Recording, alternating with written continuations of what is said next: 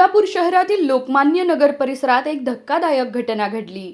नरगिस फैजान शेख वय 32 यांच्यावर त्यांच्या पतीने पेट्रोल ओतून जाळण्याचा प्रयत्न केल्याप्रकरणी विजापूर नाका पोलीस ठाण्यात गुन्हा दाखल झाला आहे।